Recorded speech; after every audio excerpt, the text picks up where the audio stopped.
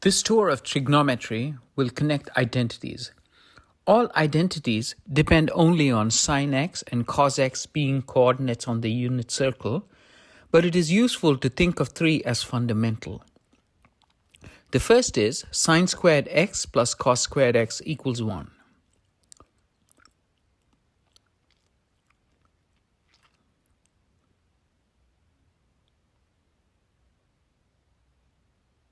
The second is sin of a plus b equals sin a cos b plus cos a sin b.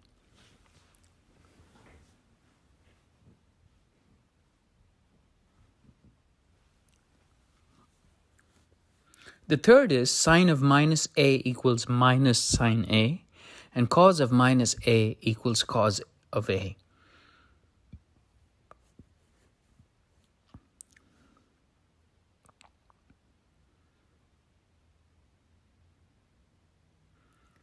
The first set of identities will depend only on sin squared x plus cos squared x equals 1.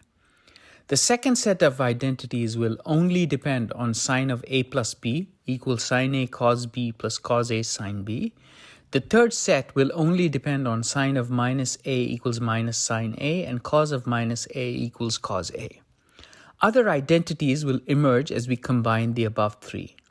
The fourth set of identities will depend on sin squared x plus cos squared x equals 1 and sin of a plus b expansion. The fifth set will depend on the sin of a plus b expansion and sin of minus a equals minus sin a and cos of minus a equals cos a, and so on. Let's begin.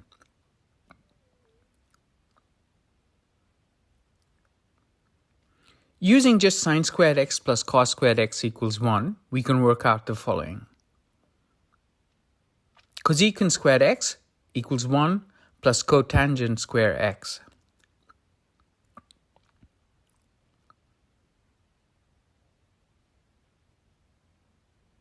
And secant squared x equals 1 plus tan squared x.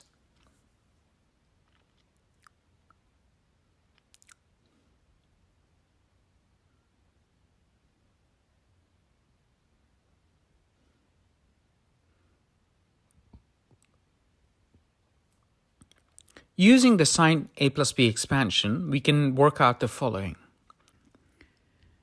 Instead of a, let's use a plus 90, and instead of b, let's use 270. And from that, we will gather cos of a plus 90 equals minus sin a. Sin a plus b expansion and cos of a plus 90 is minus a, we can work out that cos of a plus b equals cos a cos b minus sin a sin b.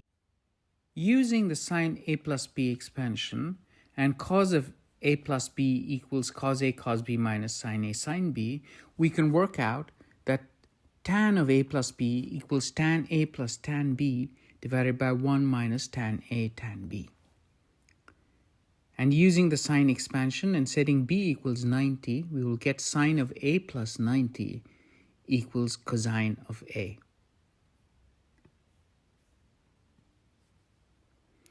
Using the sign expansion and setting b equals 180, we will get sine of a plus 180 equals minus sine a.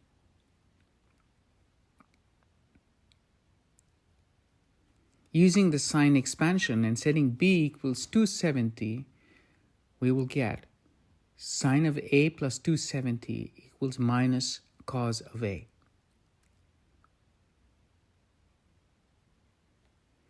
Again, using the sign expansion and setting b equals a, we will get sine of 2a equals 2 sine a cos b.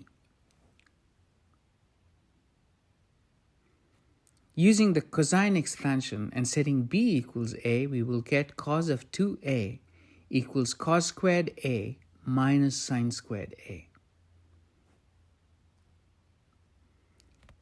Now using the tan a plus b expansion and setting b equals a, we will get tan of 2a equals 2 tan a divided by 1 minus tan squared a.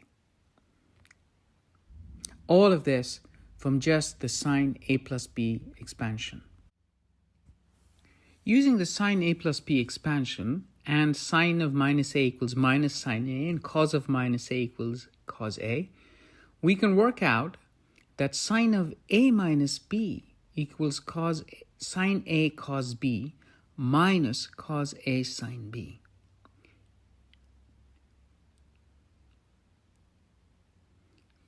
Setting b equals minus b in cos of a plus b, and using the facts C1 and C2, we know that cosine of a minus b equals cos a cos b plus sine a sine b.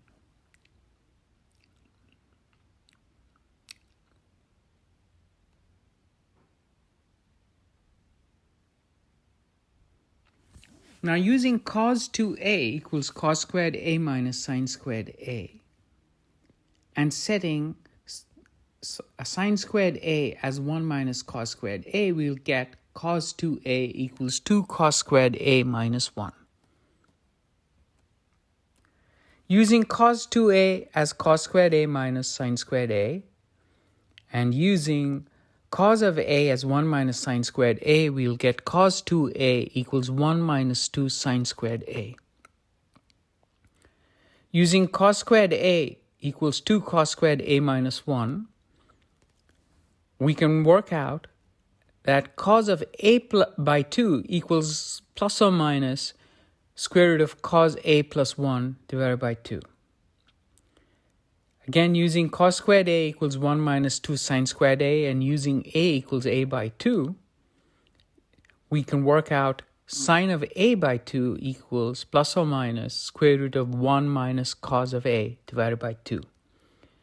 Dividing the two equations for sine of a by 2 and cos of a by 2, we can work out tan of a by 2 must be plus or minus square root of 1 minus cos a divided by 1 plus cos a. Using tan a equals plus or minus square root of 1 minus cos a by 1 plus cos a, and multiplying by square root of 1 plus cos a in both the numerator and denominator, we can work out that tan a by 2 equals 1 minus cos a divided by sine squared a. Now multiplying both numerator and denominator by square root of 1 plus cos a in the tan a by 2 expansion, in D5, we can work out tan a by 2 equals sine a divided by 1 plus cos a.